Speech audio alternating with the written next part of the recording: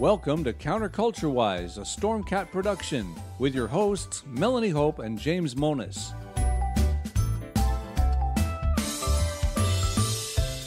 The views expressed on this podcast are those of the hosts, our guests, and the dog, and do not necessarily reflect the views of any of our platforms, our advertisers, or any other dog. As you listen today, please remember, we are so much more than a podcast. All of our stories we discuss are linked in our show notes on CounterCultureWISE.com. Visit there for commentary, guest photos and links, animations, and fun merchandise. If you have a story idea or would like to be a guest on our show, contact us via our website. You can also follow us on Twitter, Gab, Instagram, Facebook, and all over social media, where we'll post memes, cat pics, and commentary that gets us booted off on a regular basis. If you're watching our live show, hit like and join the chat. If you're listening dead, well, you can still hit like, share, subscribe, and comment, but please stop voting Democrat.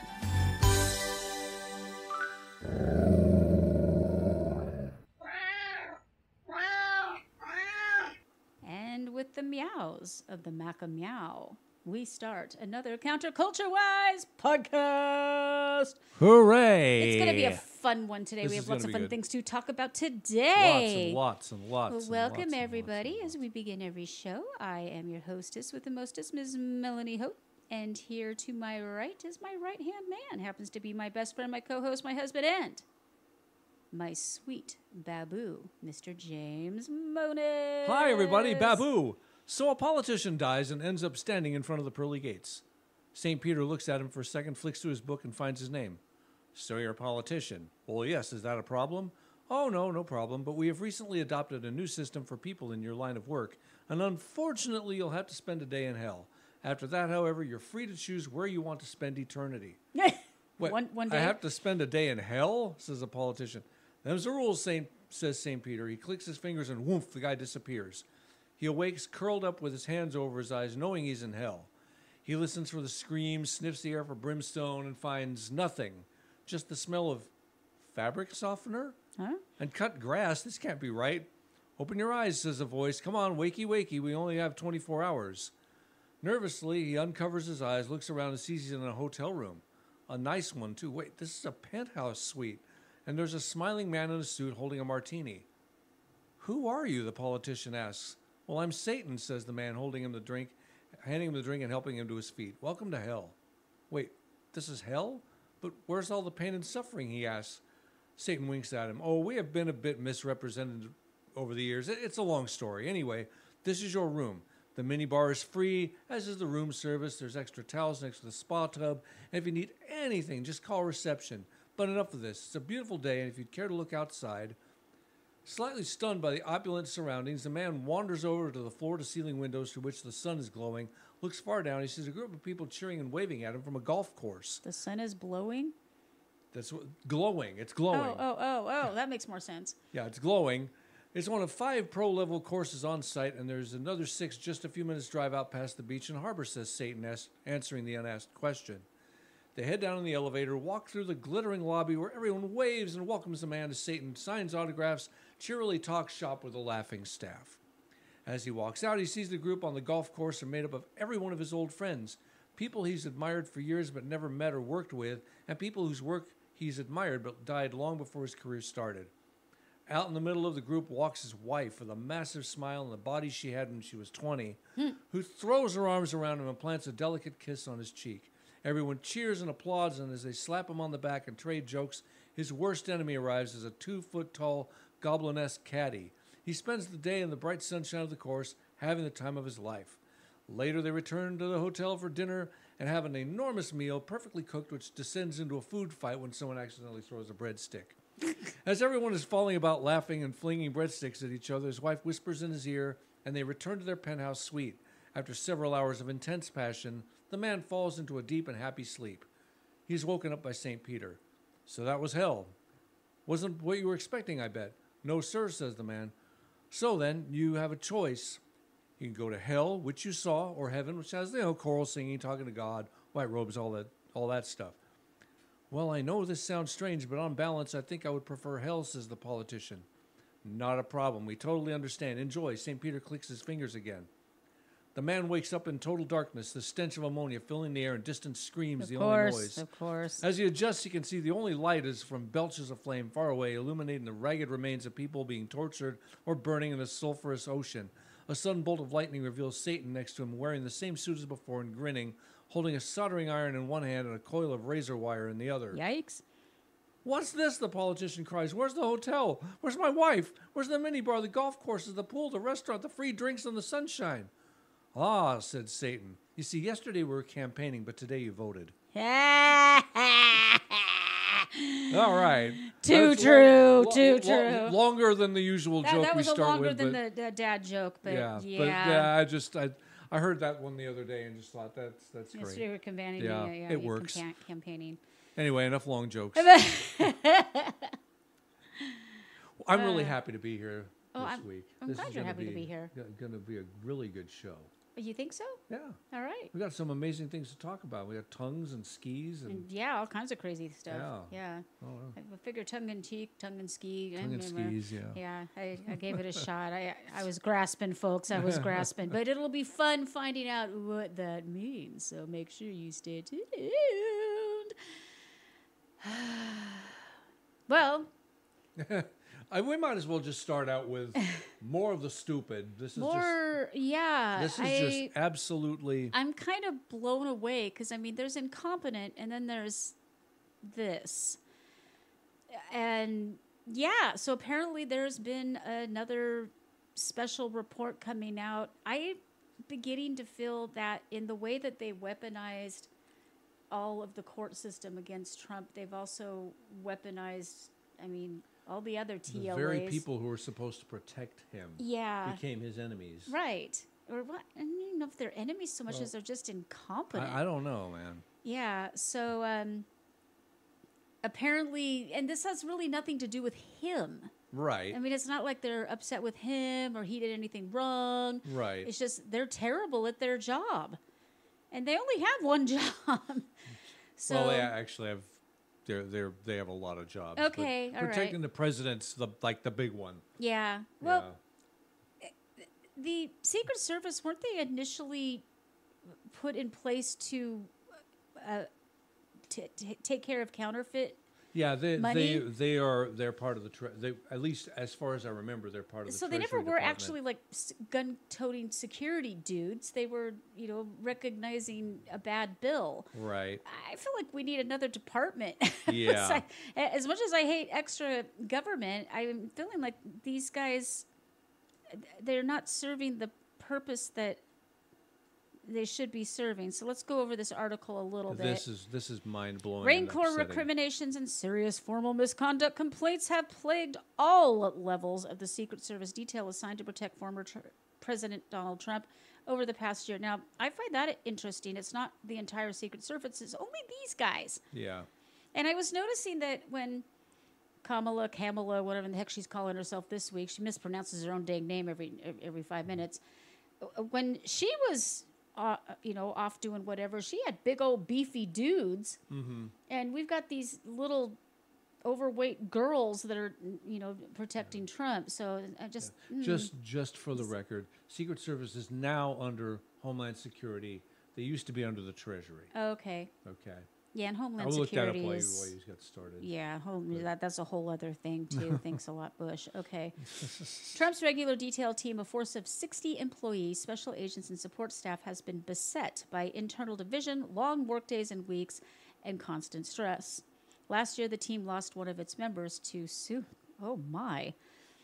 Among the allegations are accusations of improper or fraternization within the team, debilitating mental health issues, because that's what I want in somebody's gonna Department of protect the Homeland president. Security, yeah, or us. Non-merit-based promotions, of course, so DEI hires, conflict of interest issues, unfair retaliation, do not be a whistleblower in this day and age, and the creation of inappropriate memes and social media posts, because of course. On May 15th, the top 2 leaders of Trump's detail sternly dressed down the entire 60-member staff in a virtual meeting announcing formal investigations into what they argued were serious misconduct violations. Ruh-roh. Several sources in the Secret Service with direct knowledge of the online meeting tell this particular publication. Sean Curran, that, by the way, all links are available at CounterCultureWISE.com. In fact, if you would be so kind as to just drop everything right this minute, and wherever you're listening, hit like, boom. hit share, hit subscribe. Oh, yeah, do all the things. Leave us a 1,000,000-star review. If you don't like us, just only leave us 5 stars. And share. Share this podcast. Get it out there. Remember, if you are just listening blindly, we do have the video versions of this available everywhere good podcasts are found, and also YouTube when they let us be up, which is less often than not. But also you can head on over to CounterCultureWISE.com, where we link all of the articles we talk about, all of our sources, some extra stuff, commentary, and of course ways that you can support the podcast. You can send us cash, you can buy our crap, all kinds of ways that you can help us out and help yourselves out too. So check that out. Noise. I just thought I'd get that in there. All right. So the detail leader and top boss, Sean Curran, and his deputy, Matthew Piant, I'm glad there's not an S in there, complained of rumors, innuendo, and toxicity among the detail, as well as selfishness and immaturity. I say you just fire the whole team. Just It's not bye-bye that easy. and get somebody new in. It's not that easy. I wish it were. I think Trump needs to hire his own bodyguards. And We were not talking rely. about that a couple of years ago on Yeah. this show. Yeah, absolutely. I wouldn't trust. I wouldn't completely trust them. Especially with this regime and Yeah. the way they're pretty much just installing Kamala without even a vote. They reminded all employees that they had worked to mentor and train them, and up to this point had refrained from referring agents and support employees for discipline, even though there had been violations that could have reported to agency headquarters for investigation. Why? Why had they not done that? Curran and Piant complained that they were not getting the same treatment and response from the team. Over the past year, the 2 leaders have been the target of formal complaints, and some members on the team viewed the all-hands lecture as an effort to turn the tables and retaliate on those complaining about their leadership. Piant spoke first, accusing someone at the detail of stealing from another, but he quickly shifted to harshly condemning an incident in which a teammate took cell phone photos of 2 members of the support staff sleeping in a command post while guarding Mar-a-Lago and circulating those to others on the detail. So they're literally asleep on the job, and instead of being reprimanded, they got memed. The number 2 on the detail deemed the prank a betrayal of the team for the purpose of humor and gossip, according to the detailed accounts. Yeah, they should have been fired. 2. We're not talking just like one narcoleptic dude or one person who was ill. We're talking 2 people who probably regularly did it. Mm-hmm. And then we wonder how Epstein didn't kill himself. Yeah. Those encountering the sleeping individual should have simply held the team members accountable by waking them up. With a nudge, more like a slap in the head. Pian also argued that taking the photos of individuals who fell asleep and circulating them among the other staff made those team members less safe and endangered the mission. It made those team members less safe? Not, the president? He told the entire team that pranks and the divisiveness showed a lack of basic human decency or a lack of basic maturity. You're in one of the highest security details on the planet, and you can't be grown up enough to do your dang job. He then announced an investigation for potential policy violations and promised consequences for those exercising bad judgment. Well, I'm sure glad they're inspecting themselves. I'm sure that the foxes guarding the hen house. Yeah, I'm sure that'll come out perfectly. Yet some rank-and-file members of the detail team familiar with the sleeping incident said the real outrage was that the individuals who fell asleep while guarding Mar-a-Lago were, to their knowledge, never disciplined, even with photographic evidence. They noted that at least one was the daughter of a retired former Secret Service leader. Oh, yeah, we kept talking about DEI. We forgot about nepotism. Nepotism, yeah. Yeah, all right. DEIN, Cool. you got it all. DN. Who remained influential along the agency's top brass. Sleeping on the job at Mar-a-Lago this spring, the critics said, was especially egregious because of a series of recent security breaches across the Secret Service, including one in which a drunken intruder entered Biden National Security Advisor Jake Sullivan's home in the middle of the night. That's not terrifying. Oh, my God. That incident occurred in April 2023, even though Sullivan has 24/7 Secret Service protective detail because of the high profile and highly sensitive nature of his job. Folks, even those who aren't, quote, quote, on our team should be protected. This is ridiculous. That's the whole point. And we're paying for this. Just remember, we're paying for this. Karan spoke after PN, expressing deep disappointment in the team, echoing the contention that the pranksters had put their teammates' safety. Okay, we don't care. There's another one here, though. He mentioned the guy who unalived himself, arguing that all members of the team should be especially attuned to mental health problems. Duh. Also, why are people with mental health problems allowed to be in the Secret Service? Sometimes they'll go undiagnosed, and then they rear their ugly heads later. I mean, I guess, but don't they have to go through rigorous, just like the military? Don't they have to take rigorous tests in order to even be in? Yes. Okay, then wouldn't that come up, even if it was undiagnosed? Sometimes. Or it may just be the stress of the job sent them to the loony bin And they start afterwards. bouncing up and down on the couch, yelling, I want to kill, I want to kill, I want to maim and kill. Over the last 2 weeks, the Secret Service Inspections Department, which investigates employee misconduct, is homing in on allegations against an agent on the Trump detail who played a key role during the July 13 Butler, Pennsylvania rally and is partially responsible for developing the security plan, which contained egregious mistakes that left an opening for shooter Thomas Crooks. Okay, guys, I want you to look in the opposite direction. I don't want anybody up on that roof because it's slightly slopey. But that roof over there, that's way more slopey. You guys go on up there because you don't have a direct line of sight. And, you know, if you just see some rando with long hair carrying a ladder and a gun, don't worry about him.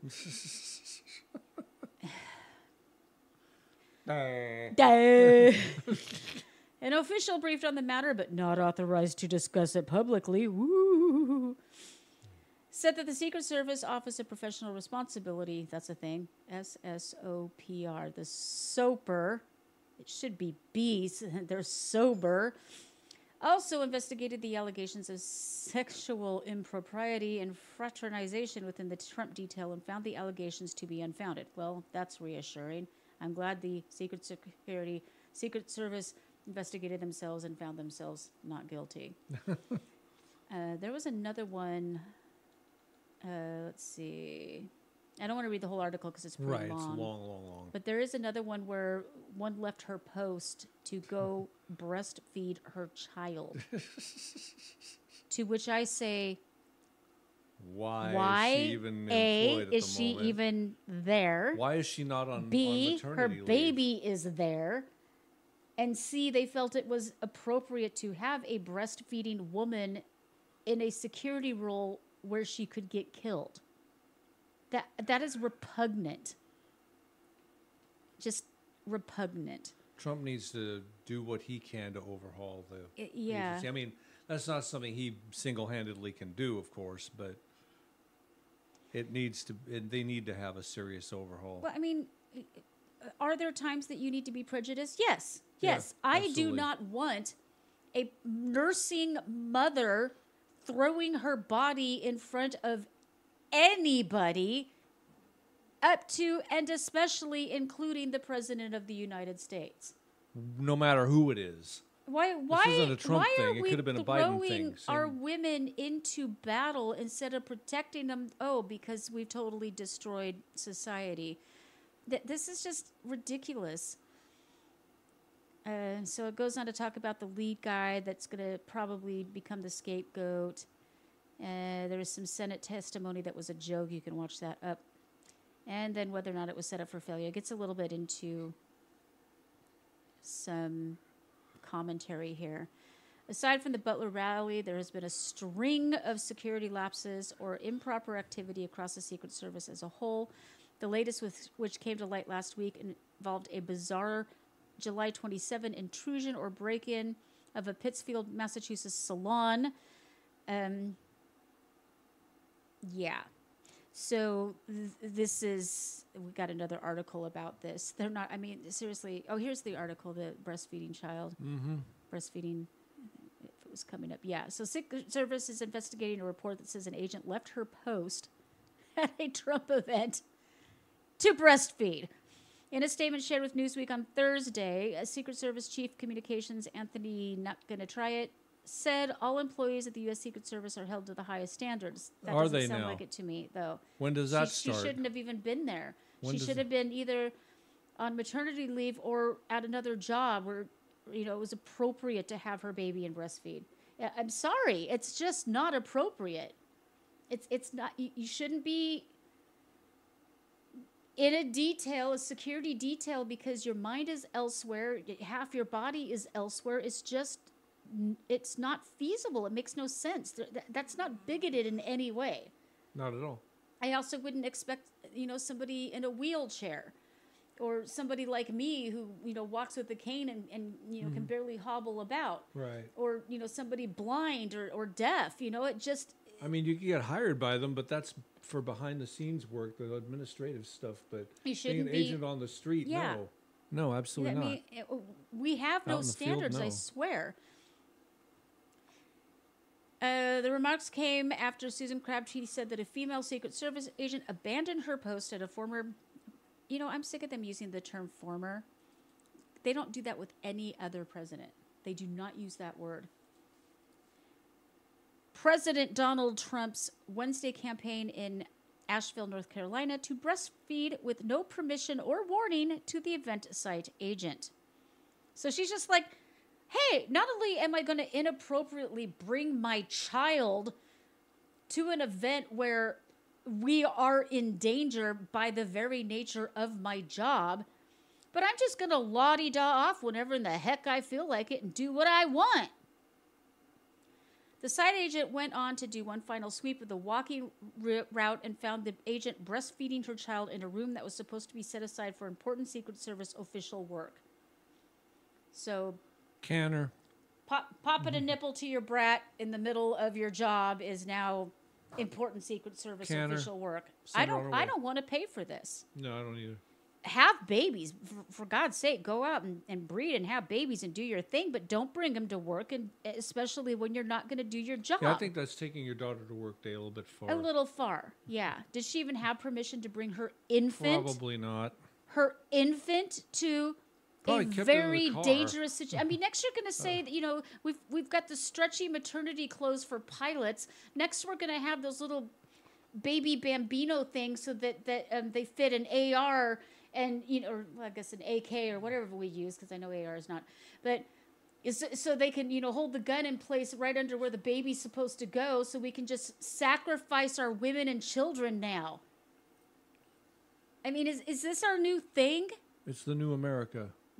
That is the fall of society, when we are sending our women and our children out to protect those who are too lazy or stupid to do it. I don't want this country. I don't want that for this country.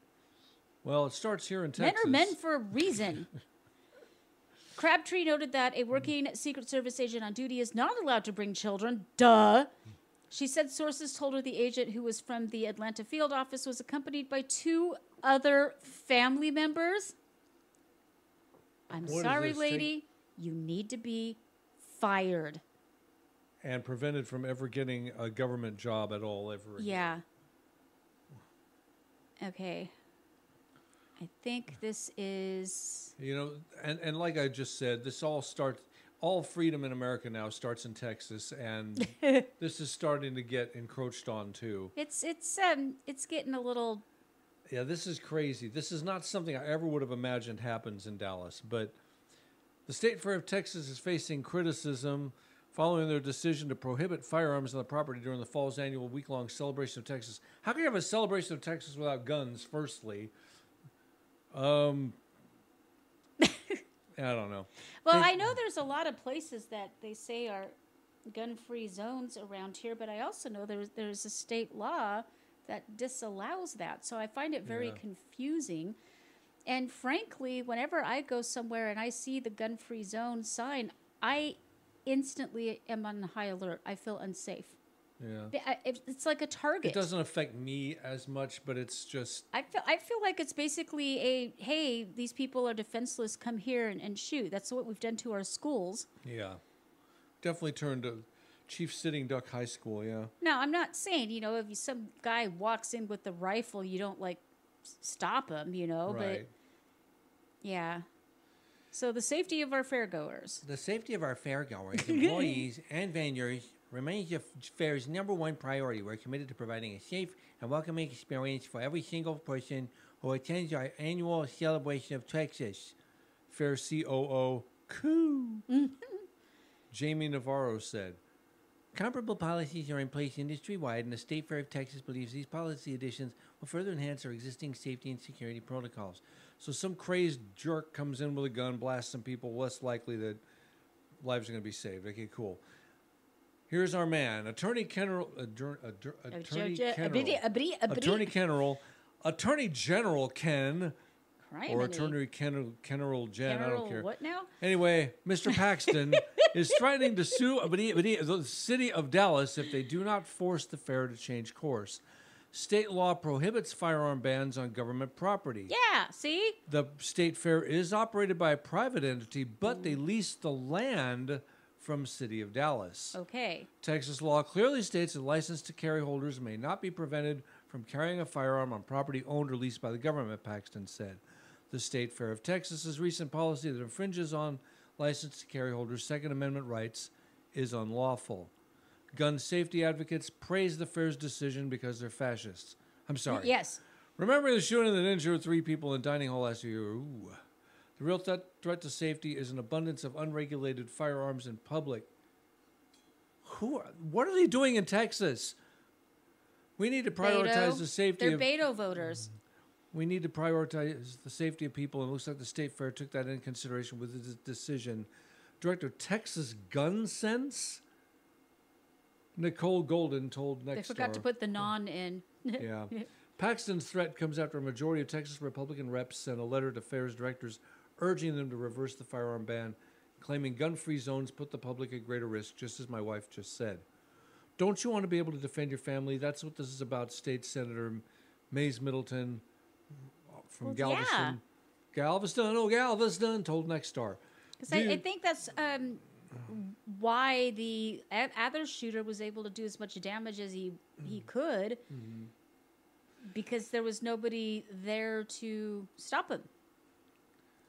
Don't you want that ability to defend your own family? Look, this is Texas. It's not very Texan to walk under Big Tex. Big Tex is the big statue at the entrance to the State Fair, for those who don't know. Walk under Big Tex and say, no, the Second Amendment is not welcome here at the State Fair. The fair's Carissa Kondo, told Nexstar they stand ready to cooperate with the city of Dallas as needed. Paxton gave the city 15 days to fix the issue or coming in blasting. I'm sorry. We'll see them in court. Same thing. Well, I looked up this other shooting that I wasn't aware of. Apparently, he walked into a crowded food court and started shooting away. So 3 people were wounded. All of them were released from the hospital. Nobody died. The fair opened 4 hours late on Sunday with regular hours on Monday, with a steady flow of visitors as investigators worked to find out how a gun got into the fair, because apparently they frisk you down on the way in now. There was pandemonium Saturday night as police evacuated the fair for a search of the entire 277-acre site. Now, to be sure, there was only one shooter. It occurred in the Tower Building food court around 7:45 p.m. So here's a witness recounting. Giovanna. We're in the food court. I heard shots. Actually, it sounded like it was coming from the middle, and luckily, thank God, I was near the front door. So as soon as I heard the gunshots, I was able to get up and get out of there. Okay, so it says that the suspect, dude from Dallas, also ran from the scene, but was quickly captured by state troopers who were on duty. The document said the handgun was recovered when he was arrested. He told officers that a group of big men approached him and went into defensive mode to protect his family. Big starts with a B like black. Is that the problem? Not saying anything. I see no pictures, so I do not know. Turner admitted firing 3 to 4 shots intended for one of those big men. According to the document, an officer who arrested the dude watched a video recording of the incident in the food court. In the video, he was by himself, not with his family. He purchased a bottle of water. In the background, several men could be seen approaching him from behind. The affidavit said a person named Cade Kelly could be seen exchanging a few words on the video that could not have been recorded because there was no sound. Kelly had nothing in his hands and did not reach for anything. The affidavit said dude pulled out a handgun, began shooting at Kelly, and in the process wounded 2 other people. He's not even a good shot. Yeah, he sucks the shot. I want to apologize for what I just said. I have no idea why I said that. I don't know. It was dumb. I retract there are that. assumptions, but you just don't know. The affidavit said the detectives interviewed all 3 of the shooting victims and 2 cooperated, but Kelly did not. So we can look up.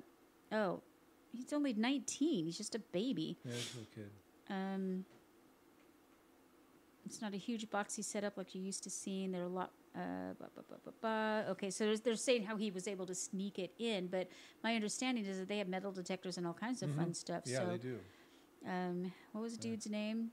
I'm specifically trying not to read dude's name because I don't like to give them credit because sometimes here's his picture. Oh, His picture. Okay, so what you said wasn't off. Wasn't off, but I still don't want to assume anything. Yeah, but what about big guy? The guy. His last name is Turner. Cameron Turner. So we don't know. I don't know what the situation. We don't really know. He might have been kooky. The guy might have threatened him. I mean, I think it's well within reason that here's a picture of dude. Well within reason that he could have been indeed threatened. But firing on folks in the middle of a fair, not the way to handle it. Not the way to handle it. Not the best way to handle it, folks. So. Not the best way to handle it. Oh my goodness. So enough of the negative. Enough of the negative. Let's head on into...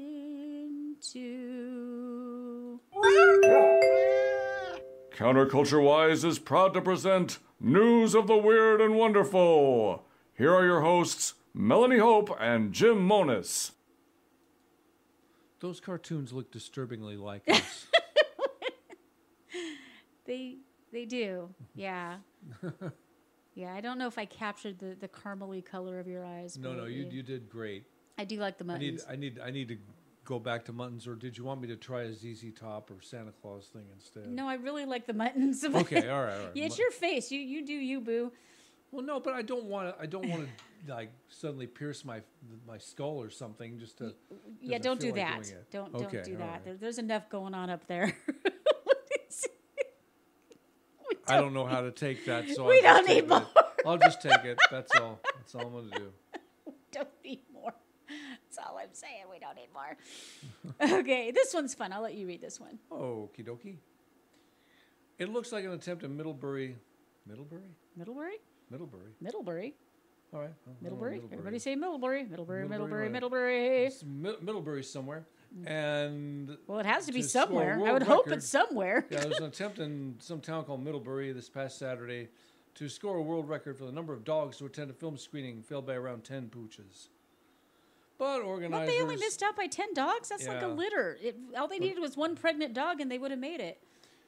Related to the Middlebury premiere of local filmmaker Andy Mitchell's new documentary, Inside the Mind of a Dog, continued to pour over video to see if the initial count of 210 pooches might have been understated. The Independent reported on August 1st that Mitchell had hoped to collar, so to speak, at least 220 dogs Nicely written. for the August 10th screening of Inside the Mind of the Dog, which released on Netflix August 9th to considerable acclaim and viewership. I'd like to watch that. I don't see any of the dogs actually watching the movie. Now, some of them have their heads pointed that direction. Anyway, a count of 220 would have eclipsed by a single pup the existing Guinness World Record for most dogs to attend a film screening. And there's some pictures of people with their cute Goldens. It's nice to Yeah. see everybody getting along. I'm not seeing any fights or anything. Ah, so they missed it by that much. Sorry about that, Chief. You're better at it than I am. I've watched it longer than you have, and I've seen every single episode. You're also a dude, so that Yeah. would stand to And reason. now the first half of our title. Yeah, of the first today's half of show. our title. Oh my God. Oh my goodness. She's not a bad-looking woman, but No, oh my. no, she's not a bad-looking woman at all. All right, Texas woman's tongue is the world's widest, not longest, widest at 3.11 inches. A Texas woman was awarded Guinness World Records title for the surprising contents of her mouth, a 3.11-inch wide. Now I got to measure my tongue. I want to know how wide my tongue is. I never even considered that before. Don't you have the sudden desire to measure your tongue? I know it's about an inch and something. It's not. It's average. Yeah. No, I don't really have a desire to. It's average. It's just. It reminds me of when I was a window salesman, and I'd go to great detail to talk about How do what you the. how do you measure your tongue? Let's see. You're gonna Oh boy. It's like when I try to sell custom fit windows. I say, "Well, they're just average winders." No, I Average don't wind- care if they're average winders. Okay. Only the best on this show, folks. Mine's 1 3/4. Yeah, that's about Okay, right. you want to lick my ruler? That's a negatory, good buddy.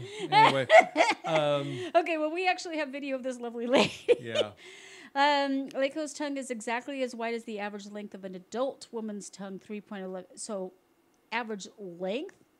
Yeah. I would try to measure the length of mine, but I'd probably end up losing it on losing my Yeah. lunch. Her tongue is actually one, I inch think wide. that's supposed to be inch wider than it is long. Yeah. When measured from the epiglottis, the flap of cartilage is located behind the tongue. It is neat and kind of funny.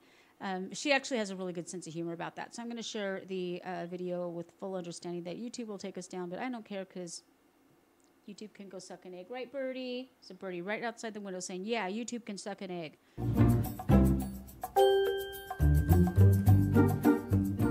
My name is Brittany Lacayo, and I am the Guinness World Record holder for the female with the widest tongue, measuring 7.9 centimeters or 3.1 She has a huge inches. mouth, though, too. Yeah, she has a large mouth.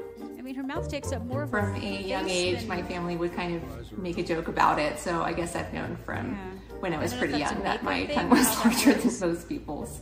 My best friend Sarah sent me a link to the previous record holder's video, and so I guess that inspired me expect her to to go see blah, blah, if blah, my blah. tongue was actually wider than hers.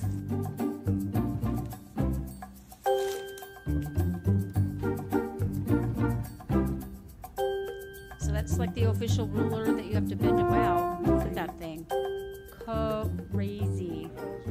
That's not 7.9. like that. Yeah. How does it feel to hold this world record? It is neat and kind of funny. Noise. I wonder who just came up to her and said, do you know you have an extra wide tongue? I think she was aware of it after watching other her schoolmates stick their tongues out. Yeah. All right, this one's interesting. We love science and we love discoveries. This one's fascinating. It is indeed. A fossil hunter in Mississippi recently unearthed an intact mammoth ivory 7 feet long. That's pretty darn long, folks. That's insane. Believing it was the tusk of a mastodon, a far more common proboscidean in the area, Eddie Templeton was nevertheless ecstatic to find one that wasn't fragmented. But it was only after scientists arrived from the Mississippi Museum of Natural History and were able to examine it that the real former owner of the tusk became clear. It was the ivory of a Columbian mammoth, the largest mammoth in North America and rarely documented this far south. I always thought mastodons were bigger than mammoths. Do I have them backwards? I think I Do we have to can't Google remember. mammoth versus mastodon? Mammoth I actually thought they were kind of one of the same. versus mastodon. Yeah, I always thought that buffalo They're and both bison were different. they're both than rock we learned. bands. I am not lying. There's a band called Mastodon, and then Wolfgang Van Halen's Mammoth. Wolfgang's fan. No, that's hilarious. I want it like a side-by-side chart. Okay, so we've got a comparison chart of... Why did they make it so tiny? It's itty-bitty. So All right, so people here like we us have a wouldn't copy it comparison and- chart of mastodons, American mastodon, woolly mammoth. Oh, they were actually smaller than current elephants? I thought they were bigger. See, I learned something every day. Now I feel like a dum-dum. Okay, so Well, mammoths look were like just... one. Aw. I didn't realize that modern elephants are actually larger than... I didn't know that either. Yeah. I was always under the impression they were like twice the size or Learn- something, the way they would talked about it in history class. Me too. Like Yeah. the saber-toothed tiger was like way bigger. I always thought so. Shows you what I know. Yeah. Okay. Still impressive as can possibly be, Yeah. and old. All right. He has found mastodon teeth, jaws, saber-toothed cat gnashers, and other Ice Age treasures, but the size, majestic curl, and rarity of the ivory surely places it not only amongst the most remarkable finds of Templeton's career, but among the most remarkable in the state's history. So how do you go looking for things like this? Do you kind of get an idea of, oh, they hung out around here, Yeah. and if I start poking around, I might find it? Is that how that I think works? that's how that works. Something along those lines. Okay, so the last Ice Age mastodon Gomphothere and the Columbian okay, what's a Gomphothere? Whatever the heck this is. See, now I got to look that up. I want to know what this is now. A Gompha. How do you pronounce that? Gampahoozy was it? A Gompahoozy was it? Okay. Those are those really weird ones where instead of a trunk they have. Those are Kind of weird looking. Kind of a snout thing. Yeah. So Yeah. instead of a trunk, it has kind of a snout looking kind of. Yeah, I remember seeing those in history Yeah. class. That is weird. I don't remember seeing That would these. be a very scary monster to come up against. I do remember seeing pictures of that when I was younger. Oh, he has like a little itty bitty trunk. Mm-hmm.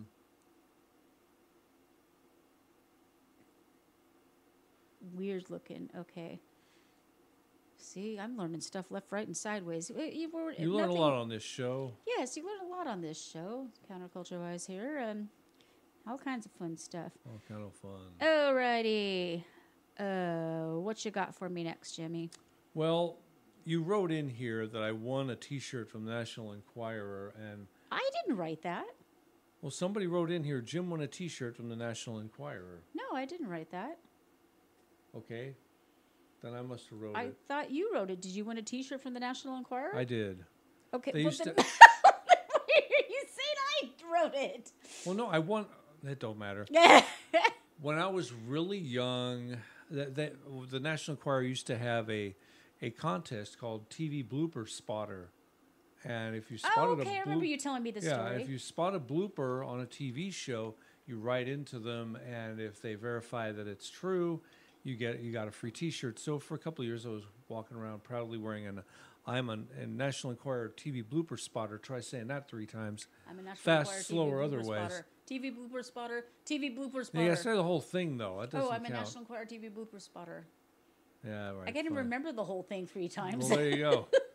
Apparently, well, I don't have to say apparently. I saw it, and I was looking. I was actually researching this on a wiki for Bionic Woman and That's what it $6 was. Million It's one of those Man. late night conversations you have. And you're like, oh, we should put that on the show. So she put it on the show Put and it on then the claimed show. not to. So there we are. I still blame you. It was an episode of the Bionic Woman. I'd never found which one it was because the people who did put this wiki together haven't completed it. But in one, and it also could have been Wonder Woman, but I'm like 90% sure, 95% sure it was Bionic Woman. She tears off the door of a helicopter, and then about a few minutes later, the bad guys come running around the helicopter looking for her, and the door is miraculously put back on. Now, if you go over a list of bloopers and gaffes on the Bionic Woman, the continuity people were on drugs. They were just drunk. They were passed out in a corner going, "Blah, where's my money?" It seemed like almost all of them had some continuity error, or her arm is bionic. Why would she feel pain in her bionic arm? It just kind of that kind of thing. So Well, yeah, I never understood. Like he had like legs and one arm, and she had one arm and an ear. Yeah. And I never understood why she had to move her hair away from her ear in order for the bionic to kick in. Yeah, it was called the bionic hair flip. Is that? Yeah, it actually was a thing. And how can you rip the door off of something with only one arm? I don't know. I can't even open a pickle jar with two. I can And barely she's open a ripping pickle doors jar off with of two. I mean, helicopters with one. It was a fun show. I love that show. Are you kidding me? It had that bittersweet. From all accounts, the woman who played Jamie Summers was Lindsay Wagner. She was really Lovely nice, woman, yeah. lovely lady. So Yeah. yeah, Good chemistry when they had crossovers as well. yeah. It was interesting. Didn't they One jump other the shark interesting- and have a bionic dog or something Yeah, there they for had a a while? bionic dog, and there was the Bionic Woman. The final season, they moved it from ABC to NBC. So you had that Oscar guy. There were two characters who were on both the Bionic Woman and the $6 Million Man, and they were simultaneously playing the same characters on two different networks. So that was weird. That is weird. That doesn't happen very often. Yeah, you'd think that the franchise would have stayed in one place. No, they moved it to NBC for some reason. How weird. I don't know. That is weird. So there's that.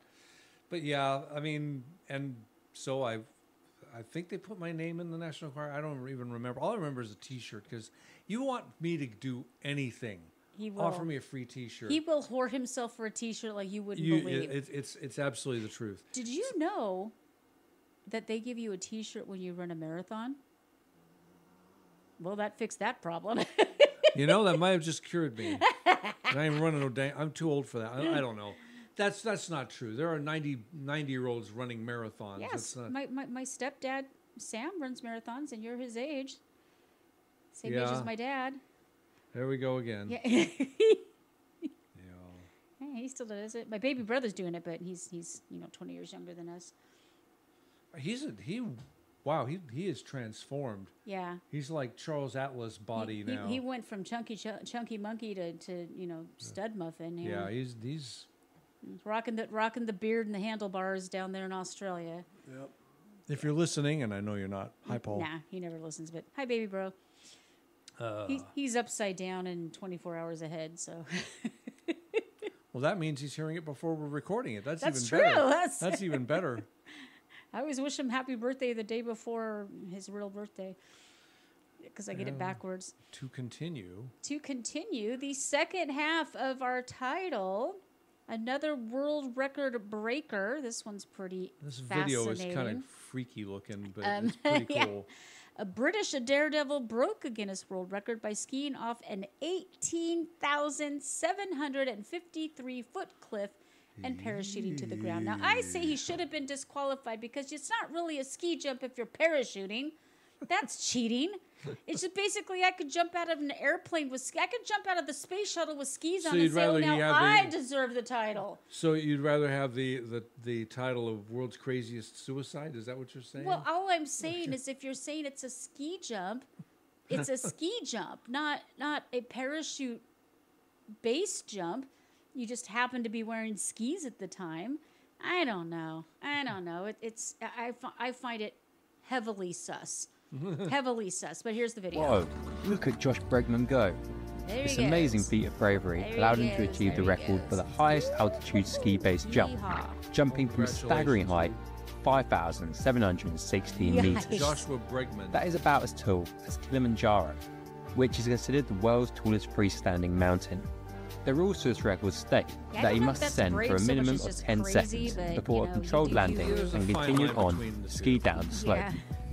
Joshua travelled all the way from the That I UK would to not Nepal do. to No. break this Nope, nope, record. nope. Suspension Go to a bridges, mountain skinny range in the old- Himalayas. Wobbly, no. Joshua and his team spent over 2 weeks preparing for this I'm gonna attempt, bring a barf bag which with me included the whole hiking time. through the Well, jump. they go on and on about preparation and this and that, so you can follow the links at CounterCultureWISE dig him to see everything that he did to prepare. But basically, lots of training, hiking, finding the right spot, clearing the place, doing yardy, all the things. We've reached a sad milestone. It's the 10th anniversary of the death of one of my favorite entertainers. Well, a lot of Yeah. people's favorite entertainers. And, By far one of my favorites. I had the privilege of seeing Wow, Robin there's no Williams. segue at all. There was no like transition or nothing. You're just know. like, oh yeah, look at the guy jumping off a cliff. Okay, And now, now let's talk about the dead guy. talking about the dead guy.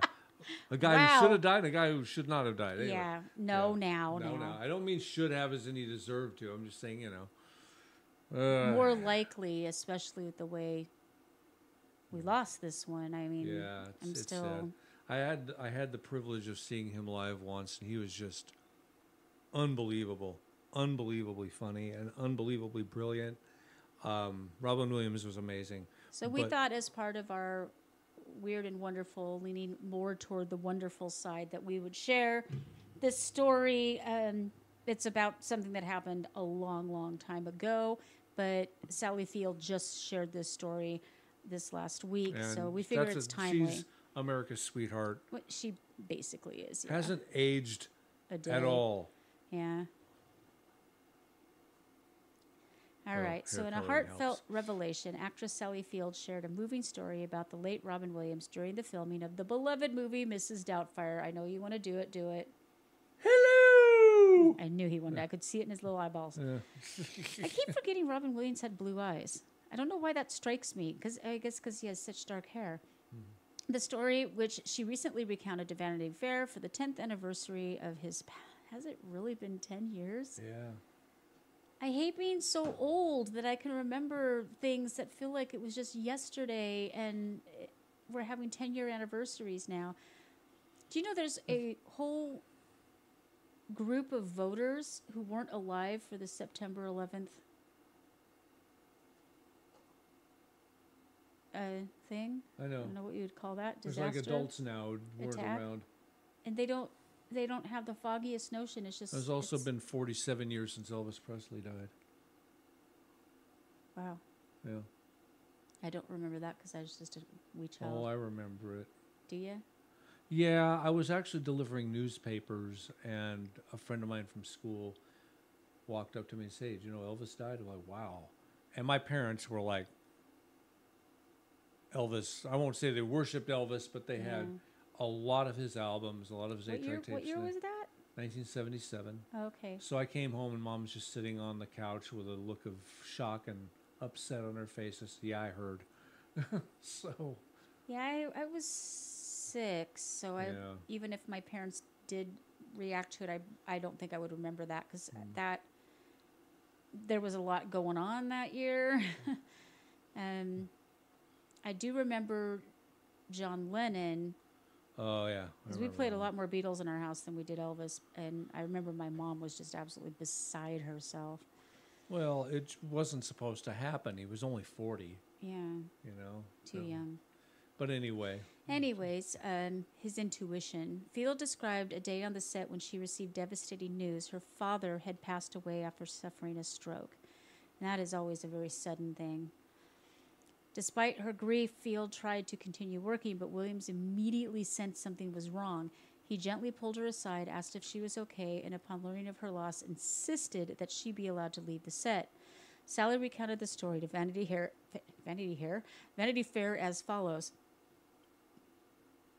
Robin came over, pulled me out of the set, and asked, "Are you okay?" She said, "Yes, why?" "I don't know, I just thought I'd ask that." No, I'm not, Robin. My father just passed."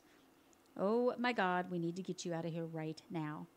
Thanks to Williams' insistence, Field was able to return home, contact her brother, and make arrangements for her father. Reflecting on that moment, she noted, "It's a side of Robin that people rarely knew. He was very sensitive and intuitive." I think that's why he did what he did, because he was so sensitive. Mm-hmm. I mean, he wasn't 27 when he did what he did. You know, it's tragic. He was older, though, and I know he was suffering. And his best friend, Bob Goldthwait, has contended more than once that Robin would not have done this to himself under normal circumstances, that it was actually his Louis' body dementia that he had that led him to do it, because he just didn't have control over himself anymore. But hard to say. Yeah, I know nothing about that It's disease. a horrific thing to have. Yeah, Let's leave it at that.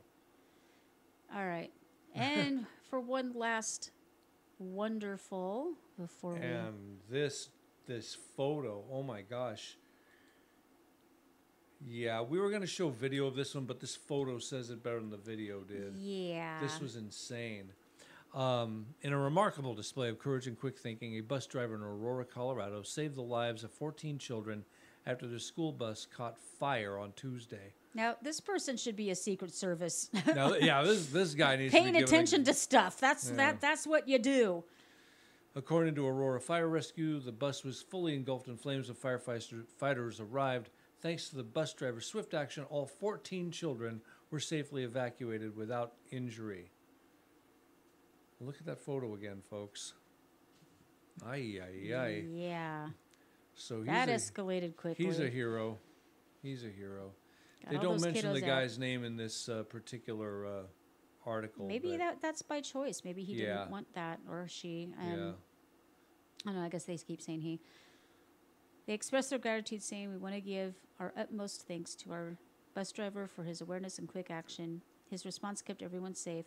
The safety of our students and staff is our top priority, as it always should be." And by the way, this fire started in the engine compartment. It was accidental. There was no weird stuff. It's probably just a mechanical issue. Some of these buses are ancient. Yeah. Some of these date back to the 70s and 80s. They're not spring chicken buses anymore. Spring chicken buses. Okay. And on that note. On that snort. Now, see, that's why we can't have nice things.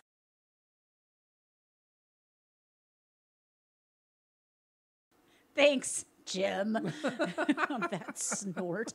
Thanks, Jim. All right. Well, there's third world problems, there's first world problems, and then there's just billionaires, zillionaires, stupid problems. I had to read this one like 3 times, and I kept saying, what? Oh, my gosh. So the headline reads, billionaire accused of stealing sand from a public California beach. You heard it here, folks. You heard it here, folks. First, yeah. Okay. You hear it first, folks. All right, off you go, Jim. Off I go. A battle over sand. That's what 2 billionaires are apparently fighting over after one apparently accused the other of stealing mounds of sand from a public beach in Malibu for his own private construction project, the Los Angeles Times Isn't reports. that something you can have brought in by truckload? Especially if you're a billionaire. You're a billionaire. It probably wouldn't even be that expensive.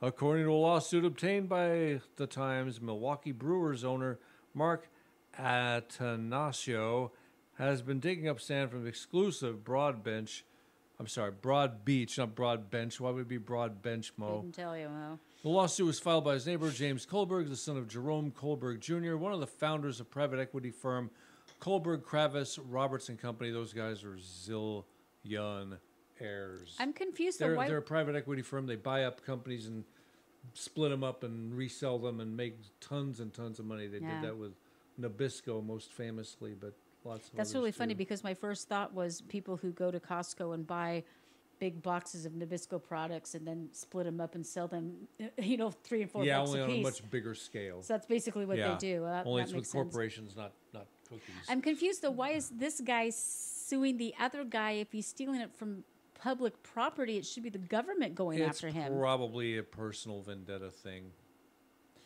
This case is about a private property owner using a public beach as their own personal sandbox and disturbing conversion of a public natural resource, i.e. sand from Broad Beach, not to be mixed up with Broad Bench, for a nearby homeowner's personal private use, the lawsuit stated according to the publication.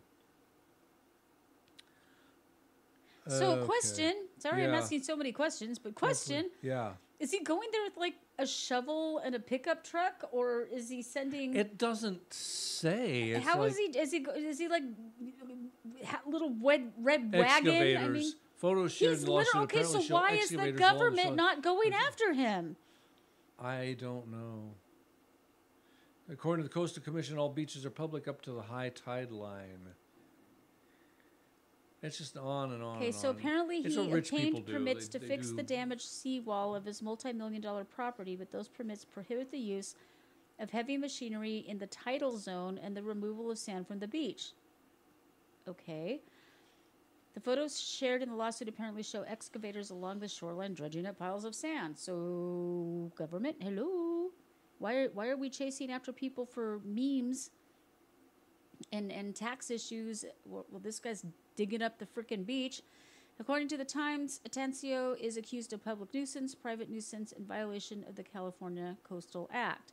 But it took another bajillionaire to file the lawsuit. I'm still confused.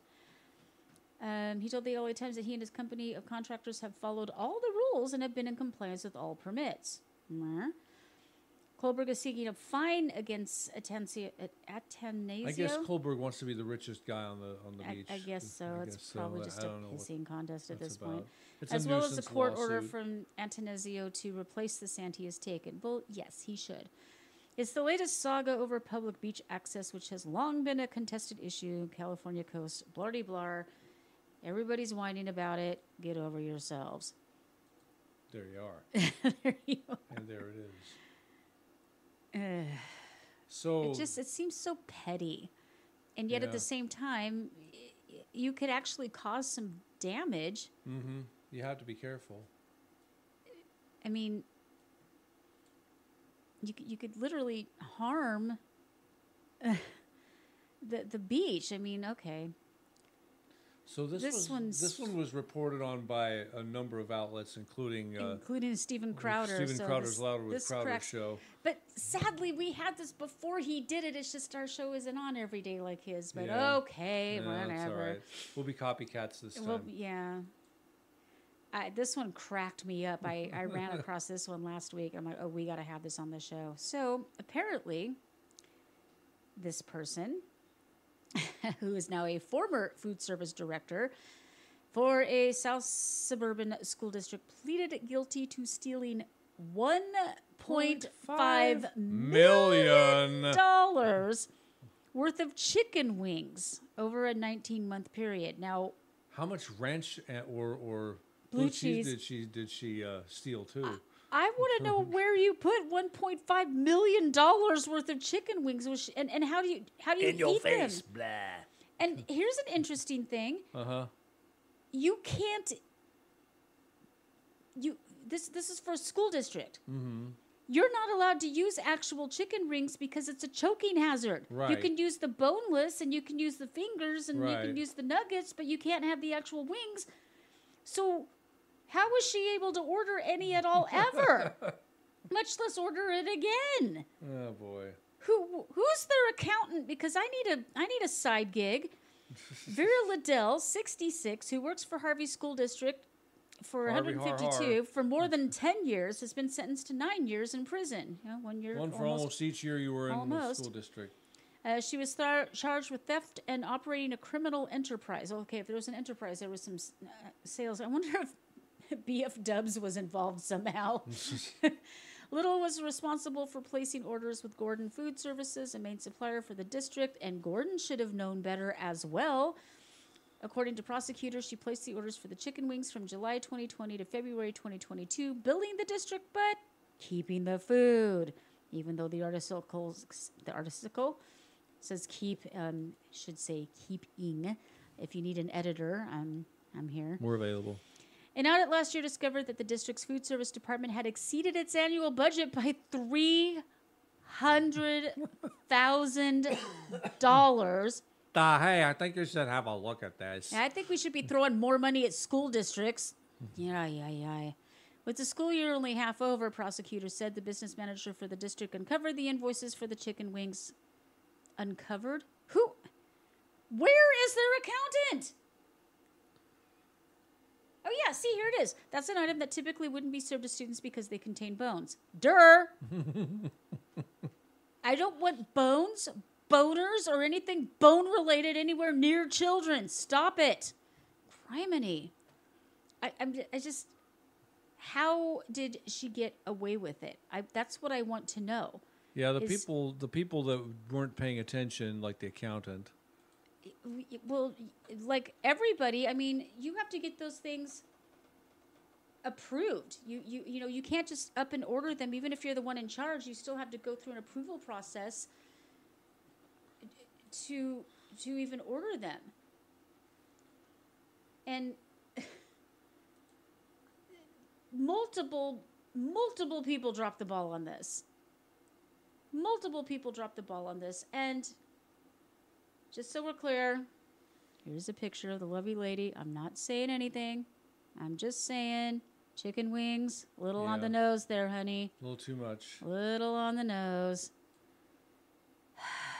I mean, what does she eat? Chicken wings for breakfast, lunch, and dinner? Well, it said something about enterprising something, so I don't know what she did with them. Maybe she's selling them or giving them to the It seems to me, though, to order that many, you would have to have like a freezer truck or something to relocate them. I can't imagine. But it was over a long period of time, though. It was over, what was it, 3 years? something like that.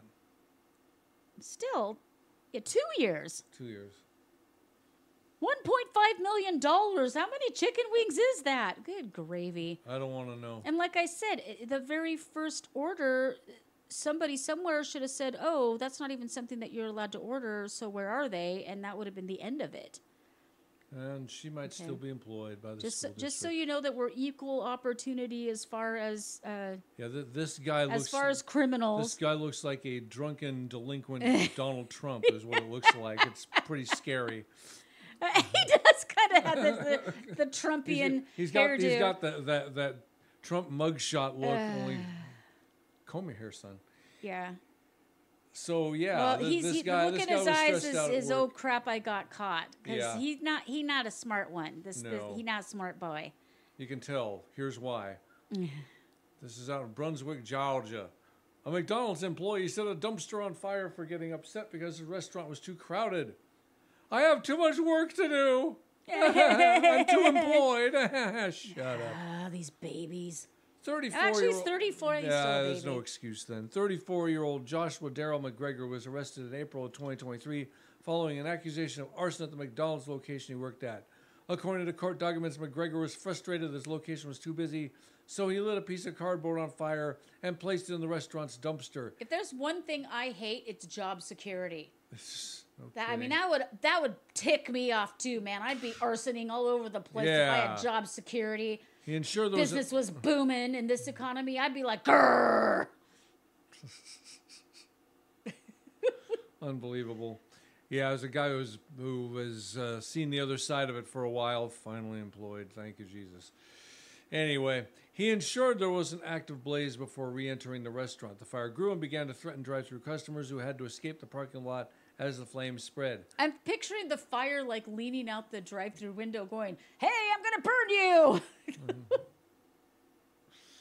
The restaurant started to threaten drive-thru customers who had to escape the parking lot as the flames spread.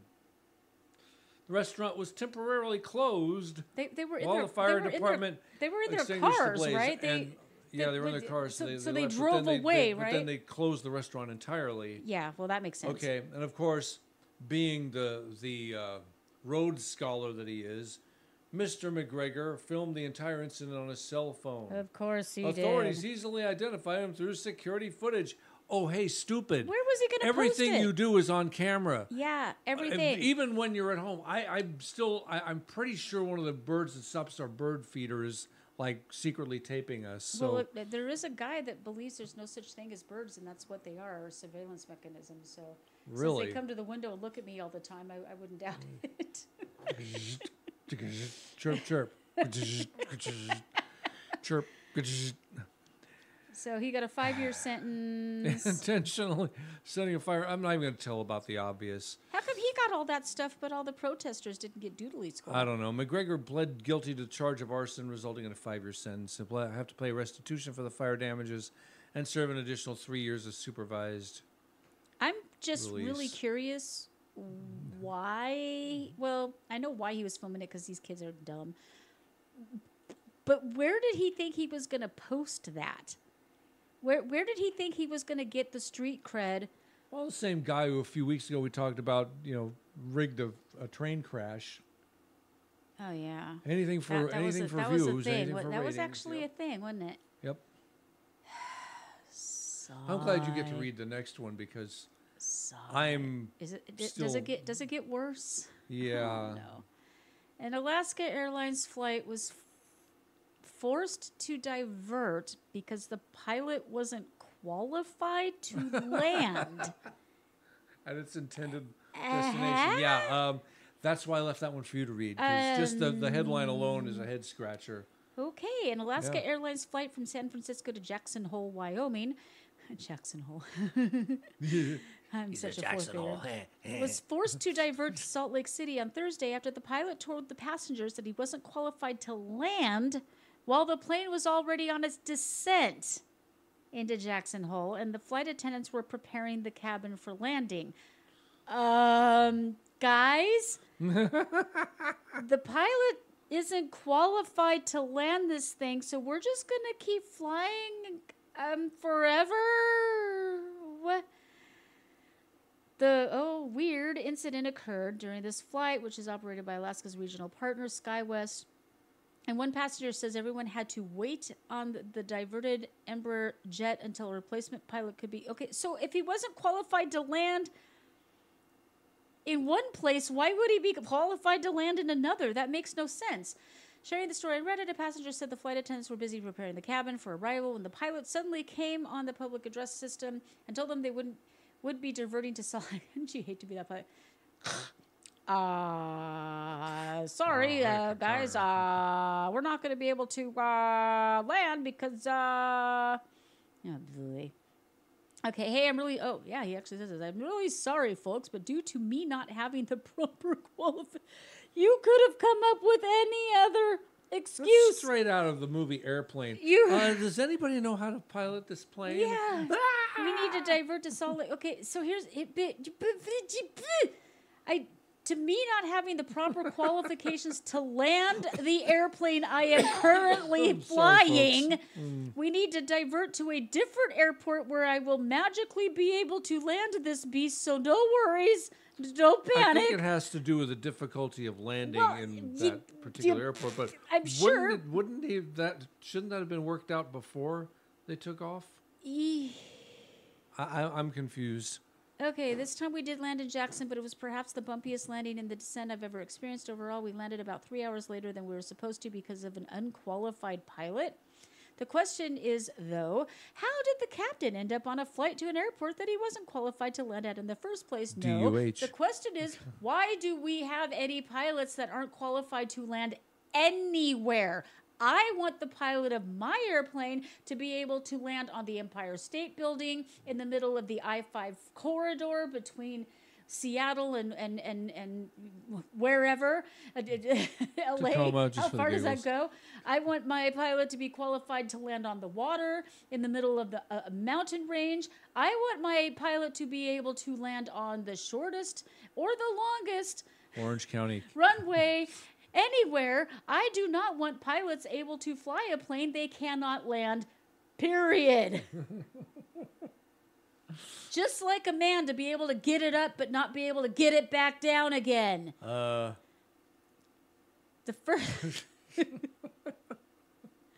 The first thought is that there's some sort of scheduling error, although it was more like the more likely, and that they didn't know. Did he not? He got on the airplane. He's like, oh, okay, yeah, we're flying to Jackson Hole, and then 2 hours later, he's like, wait a minute, I can't land in Jackson. He's sobered up. Oh God! You're That's what probably happened. you're probably right. I'm probably right. He's sobered up. Wait a Wait a minute. minute, I can't land in Jackson Hole. Jackson Hole can be a particularly tricky airport to land at, given the fact that it is located more than 6,500 feet above sea level and is surrounded by the Teton Mountains. One could even say they're grand.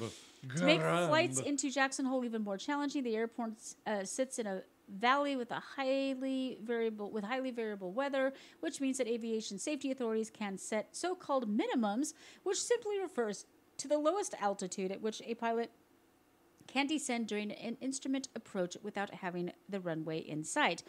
Sometimes newer pilots or crews who haven't had specific training to land at more challenging airports will have high minimums imposed on them by the airline or regulators.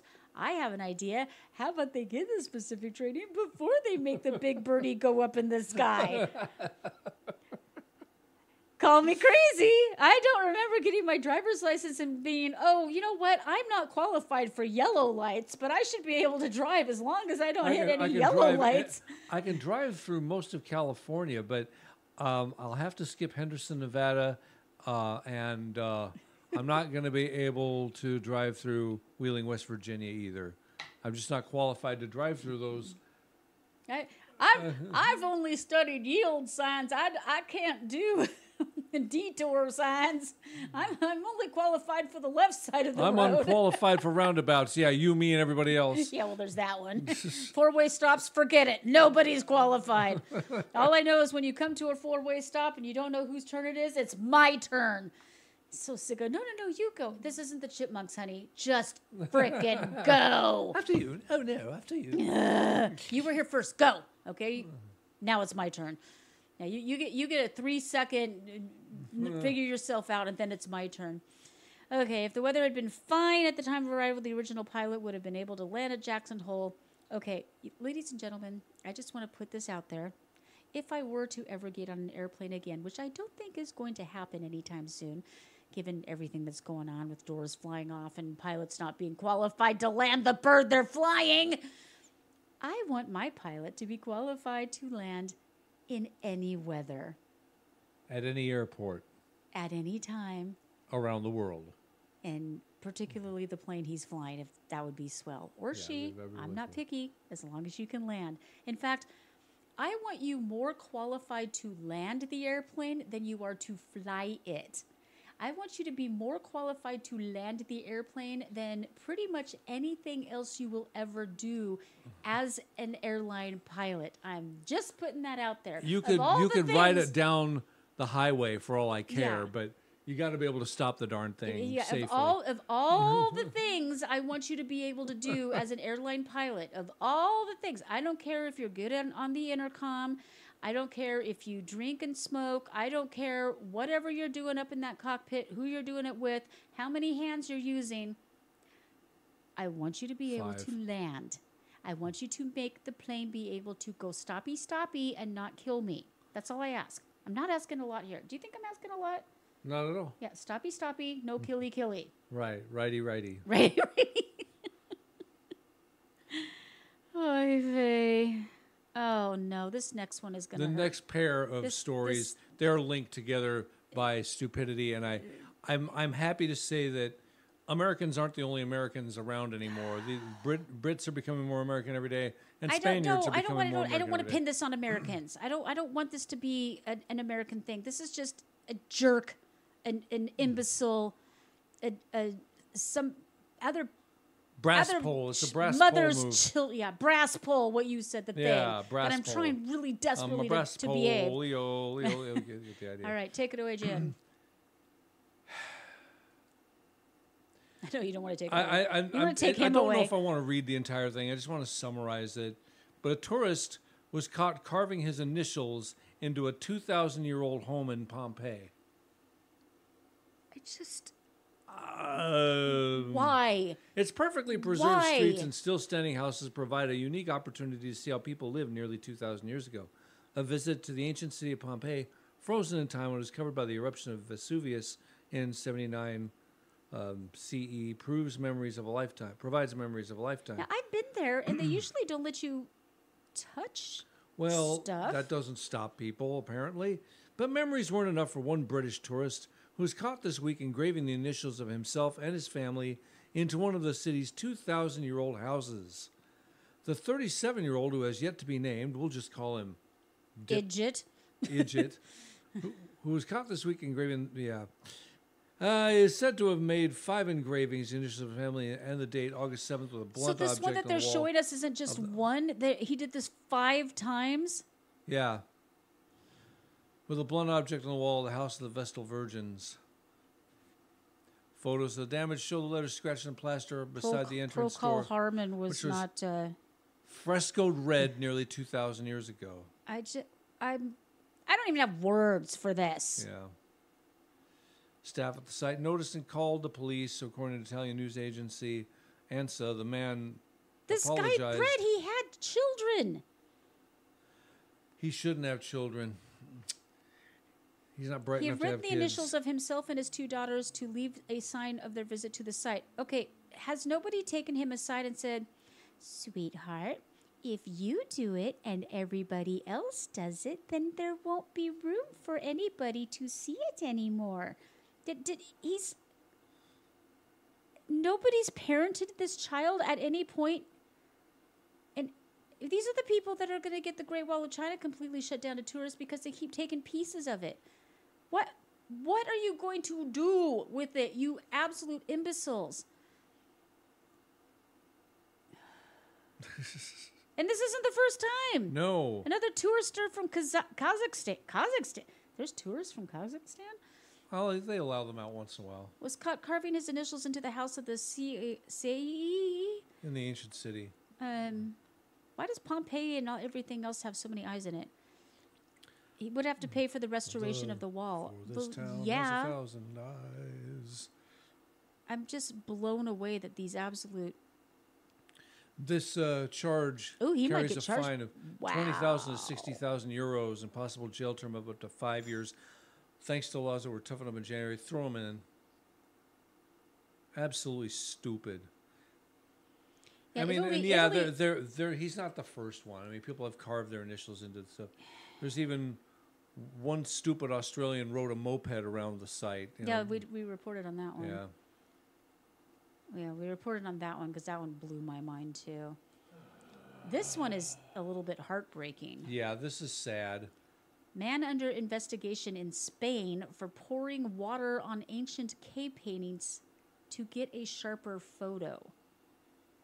As a photographer, I understand the impulse, but yeah, when it comes to destroying ancient history like that. So this guy damaged cave paintings that are thousands of years old by pouring water on them in order to take a better photo for social media. Of course he did. Nifty. And this guy's 39 years old, so he should have known better too. Yeah, well, just like the 34-year-old who decided to set the McDonald's on fire. Yeah, have we come? I mean, people are saying boomers are awful, and in Gen X we just don't even exist, and millennials are supposed to be a pain in the. Are these the millennials? What? Yeah. These are the millennials. I think. So basically, they just had no parents because no parenting. We weren't or their having, parents said they were just the greatest thing on earth. Well, yeah, I think what a lot of these are what you call the boomerangs, because all of our boomer parents had a second wave of kids that basically should have been our kids, but since we didn't exist, and then they were basically raised by who should have been their grandparents, so of course they didn't get any discipline, and this is what we're getting. 39-year-old man from southern Spain uploaded photos of the wet paintings to Facebook, according to a statement from Guardia Civil. The paintings affected, which were various locations in the Sierra Sur Jahin mountain range, are protected on the country's heritage register, and the man is under investigation for a crime against historical heritage, said the statement. Officers from the Guardia Civil's Nature Protected Services launched an investigation in May after seeing the photos online. The photographs show that water has been poured onto the cave paintings, wetting them in order to see them better and capture a clearer image. How was he left alone with them that long? How was he left alone at all? The cave paintings were made on limestone, which contains water-soluble salts. When water is poured on the paintings, these salts dissolve and then come to the surface when the water evaporates, leaving a crust that irreparable damage to the paintings. You shouldn't even have to tell tourists not to do this crap, but honestly, well, now they're going to have to. And I mean, this is just like why you have all those, heat in the microwave for 2 minutes. Oh, and by the way, be careful because it'll be hot. The law enforcement agency, which is responsible for protecting Spain's historical heritage, called on residents to report any signs of damage or vandalism to cave paintings. This is straight-out vandalism. I hope he gets charged to the fullest extent of the law. They talk about other ones that it happened with, but, I mean, good grief. Good grief. Some people's children. Now, this was a truly Texas death. This is definitely weird. And this one's a little fun, too, because we archive all of our articles. Mm-hmm. Tell the story about the archive. Oh, yeah. This is hilarious because we archive these things at archive.ph or archive.com. It just depends on the day, I guess. But there's always a slash and then a series of letters and or numbers. And this one is WIBRO. Or why, bro? Why, bro? I don't know why he did this. Why he was carrying both items at the same time, I don't know. I mean, he didn't live out in the woods like we do, but anyway. And not only, I thought it was darn near impossible for a firearm to discharge just by dropping it. Well, apparently, unless it's like a 6-shooter or like a revolver and you have it cocked. Didn't say what type it was, but anyway. That's the only way I can possibly imagine. You're probably wondering because I could probably throw my gun around all day long and it would never accidentally discharge. That's true. The Bexar County Medical Examiner's Office has identified the man who accidentally shot and killed himself while taking out his trash to a dumpster on Tuesday morning. What a sad, Never take your trash out on Tuesday morning. It can be fatal. Harold Woodrow Thomas Jr., sounds like the name of a president, died after being shot just after 6 a.m. at the Stratton Place Apartments. Stratton Place Apartments. Shut up. Okay. 12400 block of Who Cares Drive, not far from Jones Who cares, Road. yeah. According to police, Thomas was walking to a dumpster while carrying both his trash and a gun. Let's try that again. According to police, Thomas was walking to a dumpster while carrying both his trash and a gun. Did you want me to say it a third time? I just have to ask, was it anything like Killeen, Texas, where you kind of had to do that? No, this was San Antonio. Oh. This was San Antonio. Is San Antonio safer than Killeen? Because Killeen, Every place I felt is safer the need than to Killeen. carry... I felt the need to carry a gun just to walk to my car and back. Yeah. It was crazy. Oh, but they didn't have dumpsters. We had to pay for our individual garbage there. Yeah, whatever. That's when the man slipped on the wet, muddy hill. Whoop! Bang! And the weapon he was carrying fell and accidentally discharged. Straight out of a cartoon. It was a cartoon death, yeah. According to SAPD, police said he appeared to have suffered a gunshot wound to his chest, you think. Thomas was taken to an area hospital where he later died. SAPD his garbage is still there. Found the gun later near the trash bags. Wow. Wow, this is a perfectly good gun somebody could have stolen.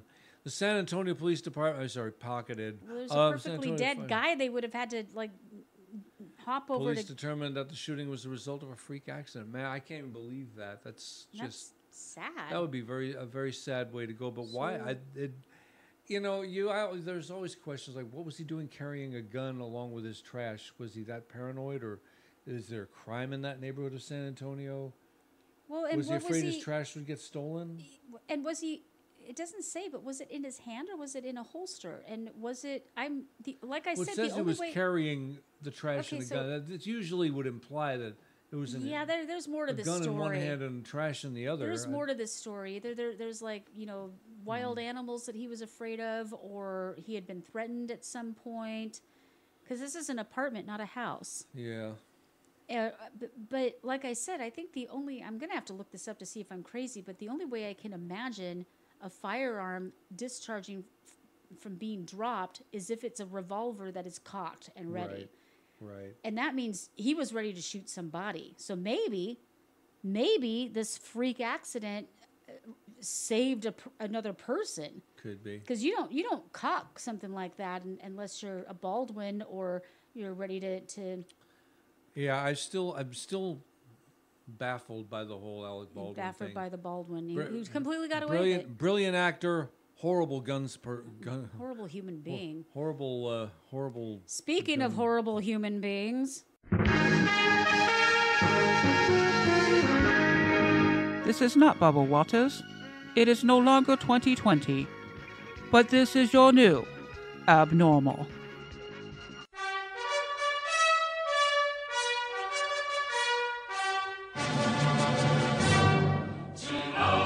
The power I have as a prosecutor is that with a swipe of my pen, I can charge someone with a misdemeanor, the lowest level offense possible. And by virtue of that swipe of my pen, you will have to go to a courthouse and stand in line. You will have to come out of pocket and hire an attorney. You may get arrested for a few hours. You will be embarrassed in your community. You will miss time from coming onto the Google campus. All because With the swipe of my pen, I've charged you with a crime, which I may choose to dismiss 2 weeks later. When all else fails, just be lovely. You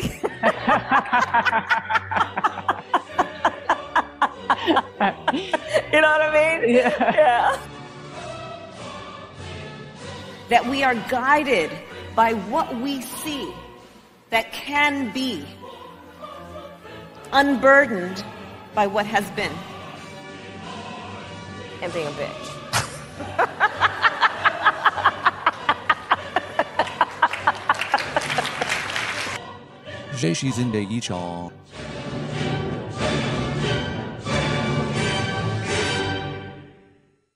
You think you just fell out of a coconut tree? I've got to tell you something. As Melanie was listening to this, I do not want 4 years of this. Melanie was actually having a visceral, physical reaction to listening to Kamala Harris speak. I'll get you my Now, freebie. me, if she wins, it's not my favorite, but I can probably deal with it. But I don't know. It's just anyway. So yeah, this guy. This piece of work right here, this saint among men, this beautiful human being right here, yes indeed. Nassau County Executive Bruce Blakeman signed the county's, this is in New York State, Mineola, New York, signed the county's controversial mask ban into law on Wednesday. By the way, this is not an article from 2019. No, this is current. You can see on the screen. Blakeman was joined by several victims of hate crimes as well as advocates, community members, and lawmakers, including Nassau legislator Mazi Pilip, who sponsored the bill. The so-called Mask Transparency Act makes it illegal to wear a mask for the purpose of concealing an individual's identity in public places. This is basically going after Pantifa. Yeah. Wearing their panties on their face all the time because they don't want to be pegged. Actually, they want to be pegged. That's why they wear the panties on their face all the time, because they don't want to get caught breaking all the laws they're breaking because they're fascist little twerps. Anyway, I might be a little bit opinionated on that. The Civil Liberties Union of New York is among the groups opposed to the ban, saying in part, we'll say it again, masks protect people who express political opinions that are controversial. Officials should be supporting New Yorkers' right to voice their views, not fueling widespread doxing and threatening arrests. Masks also protect people's health. Oh, God. Especially at a time of rising COVID rates. Yeah. But it's 2024, you twat waffles. Hey, now. Don't say waffles on this show. Sorry. Sacrilegious. Butter and syrup. Butter and syrup. Yum, yum. No, peanut butter and syrup. Oh, that's almost as good. Anyway, We've seen people using masks to commit crimes, from shoplifting to carjacking to robbing banks. I know. I never thought I'd put on a mask and then go into a bank and ask for money. When the bans first started, when the mask mandates started happening in Las Vegas, I'd walk in wearing sunglasses, a bandana, and a baseball cap. I was trying to make a statement, but after a while, since nobody was listening to me, it was just normal. It was just you okay. You literally walk in looking like a hood. Cowboy hat, open carry, bandana across your face, and they'd be like, "Oh, stick 'em up, stranger." Oh, well, I feel safe now. I mean, it was ridiculous. Crazy. So, of course, the Civil Liberties Union is, having their little fit that they have because they always do. You sound like you're done reading this article. I'm done with these idiots. That's all I'm saying. Okay. Hold on. I got to bring up this article because I'm stuck in a vamp, Jim. So everything is just business as usual with the DNC. This is like do not ever ever call a Trump voter a cultist again. This is a death cult, and there is no other way to look at this. Look at what they're doing. Unbelievable. A van is going to be available from Planned Parenthood to offer free abortions and vasectomies. And they have an 18-foot-tall inflatable IUD called Frida Womb. By the way, IUDs cause horrible, irreparable damage to women. My mom almost died because of an IUD. My sister almost died because of an IUD. And I have several other friends and acquaintances I know that have suffered greatly because of these god-awful things. So attendees at the Democratic National Convention in Chicago will have the opportunity to get a free abortion or vasectomy just blocks from the event. The only good thing about this is that these people will not be able to breed. They're taking themselves out of the gene pool. And vasectomy appointments are filling up fast. Because if there's one thing you don't want, it's any responsibility for your actions. Planned Parenthood Great Rivers, which serves most of Missouri and part of the southern Illinois, is sending a mobile health center to Windy City's West Loop to offer reproductive services. That's literally the opposite of reproductive services. Oh, That's like saying they're giving out free dog poo and calling it chocolate donuts. It's the opposite, people. Wait till you read the X post. Medication abortions are reportedly available on both days, with vasectomies being exclusively offered on Monday. I hope so many guys get snipped wrong by these butchers. God, Lord. Vasectomies are reportedly in high demand, and there's already a waiting list. There are going to be people traveling to Chicago from all over the country just to get a free snippety doodah. Well, fine. I want these guys to not be able to reproduce. But check this out. Here's their here we come, Chicago. Yeah, our mobile health clinic will be in West Loop. Okay, whoa. Mobile health clinic? Yeah. So they're going to be like giving you preventative, preventative. Yeah, it even says healthcare no matter where. Yeah, like that. Healthcare's good. Healthcare's good. Yeah, with the Chi Abortion Fund and the Wiener Circle. The Wiener Circle? That's what it's called. Providing free vasectomies and medication abortion. EC will also be available for free without an appointment. What's EC? Huh? EC. What is EC? Will also be available for free without an appointment. I have no idea. I wasn't ready for that question. I don't know what an EC is. Okay, reserve your spot. Do it now. So let's look at the comments, shall we? Oh, this is going to be fun. They've been ratioed into oblivion. Just absolutely 1.7 thousand. We've reached a new low. Abortions at conventions out of vans. I'm not going to read this, but no, don't. I think that's my sentiment. You can read it. For those of you who are listening blind, let's just say there's somebody holding up a sign that says our expectations for you were low, but HF. Holy moly. This is just disgusting. Hey, look, a mobile ethnic cleansing unit. Oh, maybe that's what EC means. Ethnic cleansing. Will also be available for free without. I'm pretty sure that's not what they intended it to mean, but that's what it. That sounds about right, though. Sounds about right. Hey, look, a mobile ethnic cleansing unit. Margaret Sanger would be so proud. Weird, yet accurate that your banner features a black woman. I wonder if she knows that Planned Parenthood was created by racist Margaret Sanger specifically to genocide the black race. And yes, she is on video saying that. It is true. She's very. I don't know about video, but she was. That woman was. Oh. Now it's a depopulation free-for-all. No babies' lives matter. By the way, we are going to have new merch in our shop that says all lives matters, and it's going to have a fetus inside the black fist, just to piss people off. Yikes, this is sad. Just hop on our bus and we'll suck your kid right out of you for free. Okay, well, they're not doing the sucking kind. They're doing the take the pill and writhe in anguish for hours while your child suffers and dies inside your womb, and then you still have to basically expel it as if it were a miscarriage. People don't talk about what these drugs are. If people actually talked about what the procedures were and the actual effect it had on the human fetus, yeah, I don't think there's be as many. And all these women that are out there like, I had 5 abortions. No, you didn't. You're lying, because each one is a very invasive, damaging procedure to your body, not to mention the child that you murdered. Good grief, I'm pro-choice and you people are effing repulsive.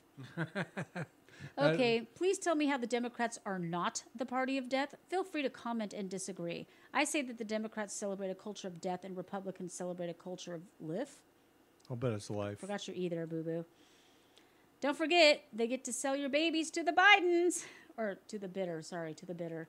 Ooh.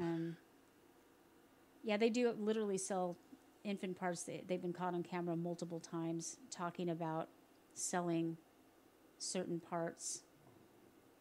And yeah, every time I drive past the Planned Parenthood that's closed down here in Texas. I don't know if it's actually closed down anymore. Oh. I do see cars parked in front of it. It's just blocked by a big...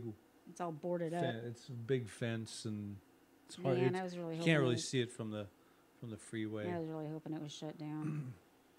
For the record, folks, they do not supply mammograms. Never have, never will. They do not help women who don't have medical access with anything that has to do with anything outside of abortions. I know this firsthand. Sick and Twisted, your soulless, disgusting, satanic group. Agreed. This is grotesque even if you're not pro-life. Jesus, dude. Can you even believe that this is their idea of health care? Health care. No matter where. Health care. These people are vile. And like I said, never, don't you ever call Trump voters a cult again. I'm probably in trouble because I might have somewhat posted that earlier. I read Try it. not to get too... I do read your posts, you know. Try not to get political on the old CounterCultureWISE one, but we have another one where she has another one to be more specific. Maybe? You don't know... You Maybe. don't talk about that. No, I don't talk Not about out that. loud. Talk about what out loud? Why don't you just give them our address so they can drone in and bomb I wasn't us? planning to give them the name. Just don't know about you. No one does. I am doing my best. Oh, you need to see the giant inflatable IUD. IUD. Oh, Hee hee. she's so proud of herself. She looks like that crazy lady from 2.5 Men that... Just the you probably aren't familiar with it. That's what she looks like. Yeah, giant inflatable. They name her Frida Womb. Frida Womb. Yeah. Services will be provided on a sliding fee scale. I thought they said it was free. They said free, and now it's sliding scale. And there you go, folks. That is the face of evil.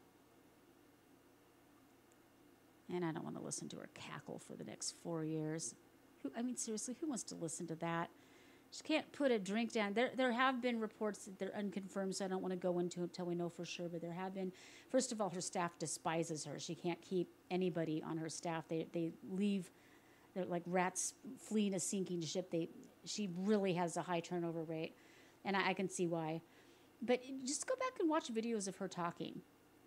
There's some where she looks like she's all the way there, but she just doesn't know how to talk and says the same thing over and over again. Mm-hmm. And then there's several, like the first one where she's talking about how she, with the swipe of a pen that you saw before we started, where she is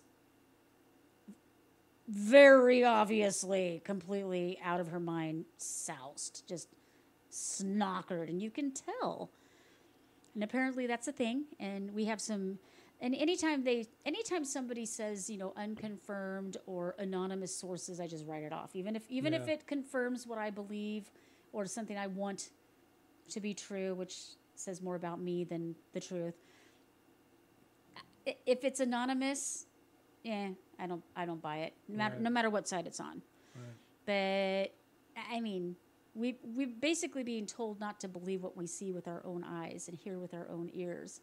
And they've been gaslighting us, for at least the last 4 years, telling us that Biden is sharp as a tack behind closed doors. And sharp as a tack that's been stomped into sharp as a tack. Sharp as the tack I keep telling them all to sit on. Yeah. Anyways, this is a new low even for them.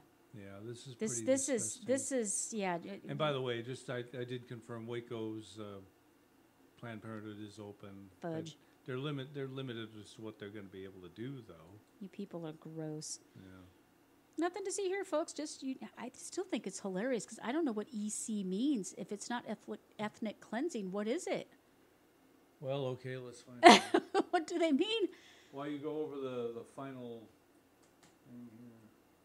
Well, I don't want to. I want to end on a high note. So if you find out something new, I don't want to.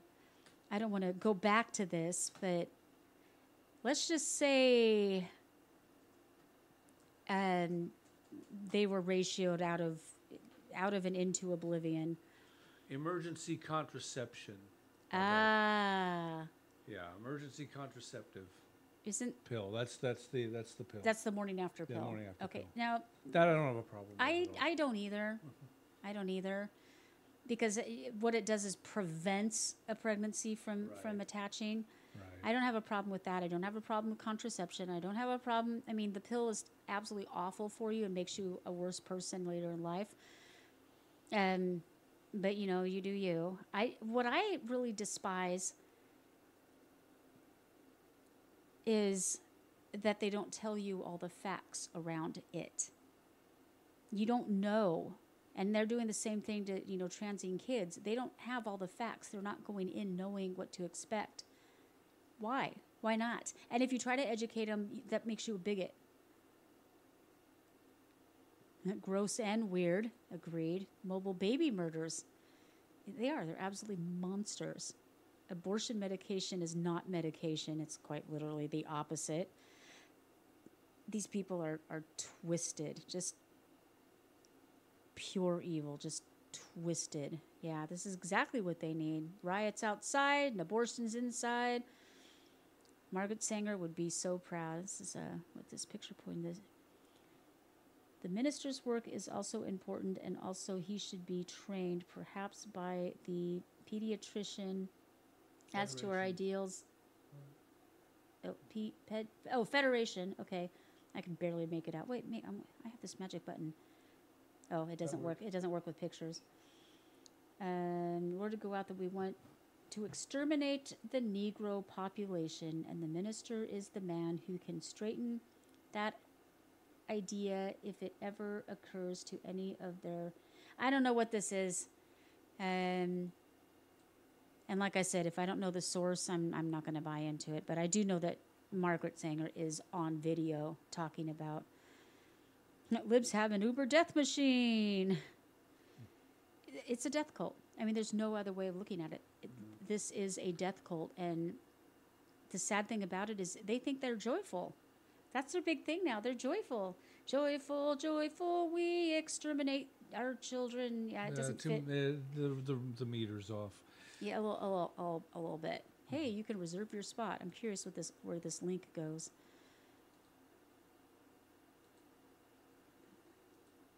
Yeah, hold your spot. Thank you for your interest. You guys are disgusting. You can get it by mail. You can get a so-called medication by mail without a doctor seeing you. I can't even get a refill on my prescription I've been on for 2 years without an appointment. And these people can get a pill that will terminate a life. For free in the mail. For free in the mail. Yep. Ain't that cool? Sick. Just absolutely sick. Okay, I need a palate cleanser. I need something that's going to be better.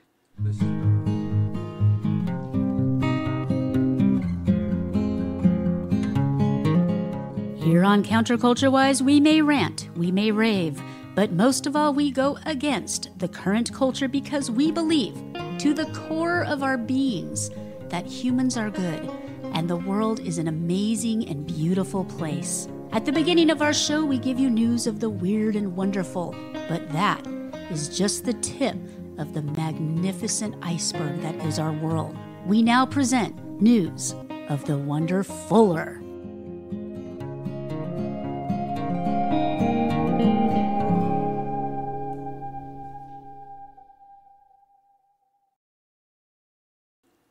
All right, folks, we like to end on a high note.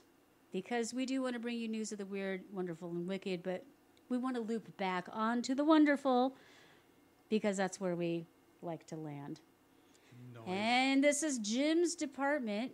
For some reason, he sits back and gleefully does that thing with his fingers and laughs maniacally, even though technically it's not my turn.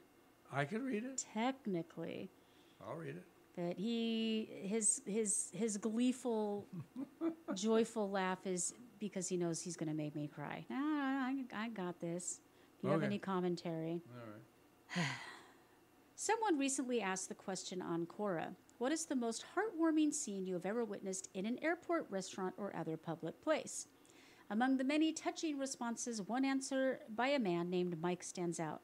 His story is so powerful, it's guaranteed to bring you to tears. We'll see. Jury's out. It was clear that the kid across the aisle from me was flying alone, maybe visiting her grandparents or being shuttled from one divorced parent to the other. When the flight attendant comes by to take drink orders, I ask if I might have 2 of their little bottles of water. I'm a weightlifter and a pretty big guy. The attendant nods. Then, without missing a beat, the kid gets a mischievous grin on her face and pipes up, "And I'll have 2 Cokes, please." The row behind her on the plane cracks up. The flight attendant glances back at me and quips, "See what you started?" The kid beams. The airline had sat her alone in the row. I guess I can understand why, but it's a long flight for a kid alone. She's singing a catchy little tune to herself, so when the drinks are delivered, I decide to make conversation, asking her what she's singing. "Oh, that," she says, clearly happy to have someone to talk to. "Well, Grandma's always surprised when I visit by plane. You know, how far you can come and how fast. I don't think they had many planes when she was little. I mean, seriously, they had a horse." A horse. Anyway, Grandma would tell me that she'd think of me from time to time and say to herself, "I wonder where you are. I wonder where you're going." And then she'd always add, "Someplace important, I'm sure." I made it into a song for us. I love my grandma. I was that way with my grandma, too. Right now, I'm on my way to Grandma's house, and I'm just singing that song to myself and thinking the same about her. I wonder where you are. I wonder where you're going. That's all. "Wow," I say, "that's really sweet. So is it just you and Grandma, or is your mom and dad coming out later?" "Oh, everyone will be there, and Mom's been out for 2 weeks already, making arrangements." Oh, no. Really, Jim? Really? Arrangements for Grandma's funeral. Boom. It was like being hit in the gut. In retrospect, maybe I should have seen it coming. A huge frog takes up residence in my throat, and I realize she's been singing "I Wonder Where You Are" about her grandma who's gone. Seeing my distress, she reaches across the aisle to pat me on the arm. "Don't feel sad," she says. "Grandma lived a really long and happy life, and at the end, she was getting pretty tired." I just nod, unable to speak. We land and say our goodbyes as the stewardess hurries back to get her. A little girl with a brave smile, waving goodbye to a 6'4", 259-pound brute, trying desperately not to cry like, well, a little girl. Away she goes, full of life and courage, singing her little song. Sometimes when I see a family at the supermarket or ice cream stand, I'll think of that kid and start humming her song. "I wonder where you are. I wonder where you're going. Someplace important, I'm sure." That didn't make me cry. It made me feel like I wanted to cry, but it didn't actually make me cry. I wanted to, but I didn't. But not actually. Well, folks, It has been a genuine pleasure. I wonder where you're going. I wonder where you are. I hope it's someplace important. Mm-hmm. And our week's been not bad. Not bad. We've had some ups and downs, folks, and I hope that you'll focus on the ups for this next week. In fact, I, being an educator, am going to give this to you as homework. Focus on the ups. And I think I'm going to get back into gratitude journaling because I think that really makes a difference. Really makes a difference. So, ladies and gentlemen, it has been a genuine pleasure. We look forward to talking to you next week. And you have an amazing week. We love you.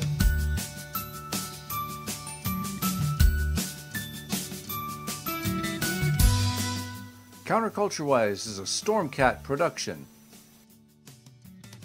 Thank you for joining our growing family of listeners. All links from the show are available on our website, CounterCultureWISE.com.